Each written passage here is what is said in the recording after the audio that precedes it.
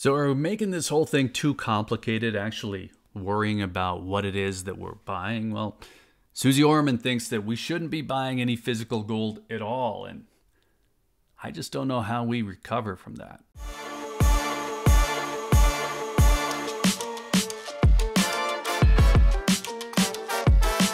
I feel like we need to take a step back for a minute. We've been talking a lot about price lately, and it makes sense because a year ago today, the price of gold was right around $2,000. 2 years ago today, the price of gold was $1,810. So 17% gain in a year, 29% in 2, that's pretty damn good. Now, price doesn't really change why we're buying gold, but it might change how much, it might change how often, and it could probably also change what we're buying.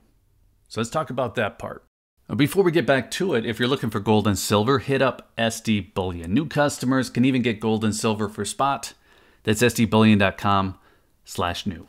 So if you buy a 1 ounce gold coin today, you're probably spending more than $2,400. Now, 2 years ago, that same coin would have cost more like $1,900. And we can compare that. We can even complain a little bit about it, but that appreciation is only good for anyone who's buying gold. There's no downside to that. But the question keeps coming up, what should we be buying these days with prices high? So here's my take. Nothing has changed.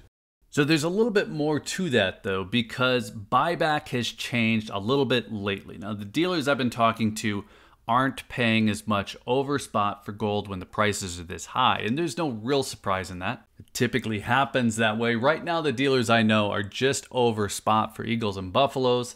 They're paying spot for popular stuff like maples, and then they're paying just under for really a wide range of stuff. So when prices get high, the dealers I know at least get less specific on what they pay. So maybe they pay 1% over for US gold like eagles or buffaloes, and then spot for maples and krugs, Brits, fills, and roos. And then just back of spot for any other modern coin, sometimes bars, we'll come back to that, and then a bit less for the older coins like sovereigns or LMUs. So maybe what that tells you is just buy whatever catches your eye, maybe whatever you can get a deal on, but I don't think anything has changed there either. Now, I'm not planning to flip gold on spot price rise, so I'm just buying the same thing that I always buy. That just makes it easier to store, and it makes it easier for everyone in the case of a sale.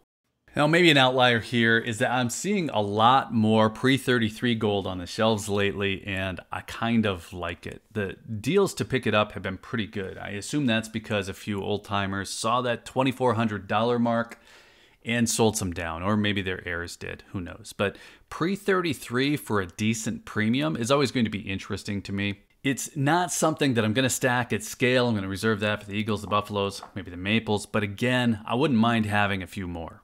So that decision to stay on course, not let the price change what I'm up to, that's really just me. I'm 16 years in, so it's already a habit. Now, I do try to buy more when the price is pulling back, but generally speaking, the price of gold climbing, it's not going to stop me from buying. Like I said earlier, price appreciation is only a good thing. Now, if I was new to this whole thing, new to buying gold, I would not be buying 1 ounce gold coins. I'm just being realistic here. I wouldn't be able to do that monthly. I wouldn't have that habit. I wouldn't be used to it. It's just a lot of money, and it's a lot more if you think about it like a sunk cost. So for me, I would be trying to lock in a buying habit on a monthly basis, and I would be back to where I started with that 1/4 ounce gold coin a month. That's if I was trying to lock in a habit for a long-term thing. Now, if I was just playing the run up in price, new to it or not, I was trying to get in on something that was appreciating. I'm listening to all the analysts saying $2,500 by the end of the year, $3,000 in the next 6 to 12 months. Well, first off, I would be looking more at ETFs and mining stocks. They're just easier to get in and out of. But in terms of physical gold, I would probably be buying gold bars. So if you've been watching this channel for any period of time, that's going to at least surprise you a little bit. My local shops didn't like buying bars. Private buyers in the area definitely didn't like buying bars, and I don't really like my gold locked up in assays. So here's the shift for the bars for me in that specific case. In a normal situation, I can buy an eagle or a buffalo for 5% premium. I can sell to my local shop for 2% over. So the worst case scenario is a 3% loss of premium when I go to sell. And I'd be okay with that. But right now, I would only get 1% over in a sale. So the buy to sell spread on the premium is 4%. Now, gold is up 17% for the year, so I would still be up 13%, but still, there are cheaper ways to do it. And one of those cheaper ways is bars. I can buy a bar for 2% over spot. I can sell it for spot. That's a 2% swing, better than 4. Now that's my local case right now. So the reason that I started out saying that nothing has changed is that I'm not trying to lock in a new habit. I'm already used to buying this stuff. And I'm not buying physical gold to speculate on any kind of quick profit. So there's just no reason for me to change what I'm buying. Eagles, buffaloes, maples.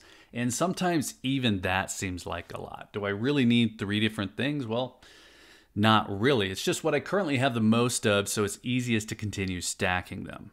So really the only strange shift here for me has been these bars. There's probably a little bit of a Costco effect in play. On one hand, since they don't buy that gold back, they might be flooding the market with something that just isn't typically popular. But on the other hand, more people are getting used to seeing them. So I wanted to know if the local shops are seeing more of these 1 ounce gold bars being brought in for sale. And it seems like the answer is, yeah, they definitely are. Now, both of those shops that I asked have Costco's in the market, and both of them say that they're a few percent back of spot when they buy them right now because they turn around and sell them for whatever deal Costco has going. It just doesn't leave them much margin. Now, as for what you should buy, I think consistency is probably the most important thing. Somebody sent me a link to Susie Orman saying you won't be able to sell those gold bars from Costco.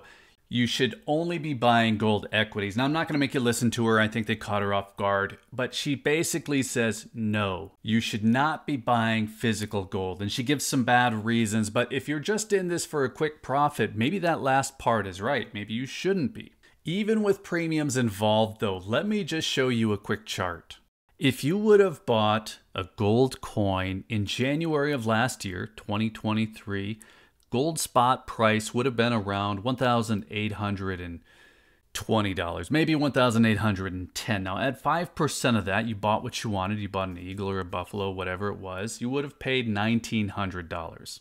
If you look at January of this year, 2024, spot price was about $2,050. Add 5% to that, you would have paid $2,150. So that worst case scenario I gave of paying 5% over and selling for 1% over would have made you 10% had you bought. At the beginning of this year, it would have made you 24% had you bought at the beginning of last year. And that seems like a pretty good deal, Susie Orman. So really what I'd say here is what you buy depends on your goals. If you want something to get in and out of quickly, maybe bars are right for you.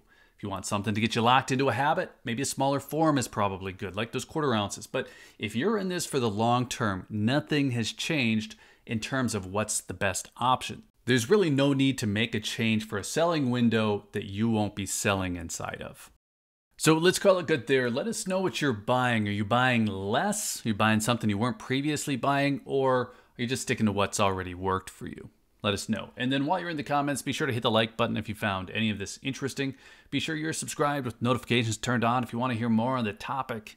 If you're still here, the word today is gold. We don't need to be fancy, so thanks again for watching. I always appreciate your time. Take care.